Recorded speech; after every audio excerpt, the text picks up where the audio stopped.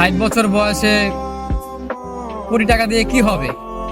যদি 18 বছর বয়সের শখগুলো পূর্ণ করতে না পারি কি হবে? শেষ মুহূর্তে 100 কোটি টাকা কামিয়ে কি হবে? তখন তো আর বেঁচেই থাকবো না। এখন এই বয়সের শখগুলো যদি পূর্ণ করতে না পারে, ছেলে মানুষ বয়স 18 হওয়ার পরই সে বাস্তবতা শিখে যায়, সে পরিস্থিতি বুঝে নিতে শিখে যায়। দায়িত্ব কি জিনিস তাকে শিখাতে হয় না, এমনিতেই বুঝে যায়।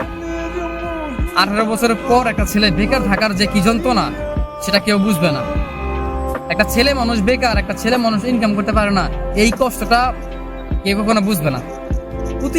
প্রত্যেকটা মানুষ তাকে ভুল বুঝবে। অথচ শেষ বয়সে এসে 100 কোটি টাকা দিয়ে কি হবে? আমার এই 18 বছর বয়সের যেই স্বপ্নগুলো, যেই শখ আহ্লাদগুলো, আমি তো সেইগুলোই পূর্ণ করতে পারলাম না। জীবন তো 18 বছরে এসেই থেমে গেছে। মনে হয় না যে সামনে ভালো কিছু হবে। তারপর নতুন করে স্বপ্ন দেখি যে জীবনে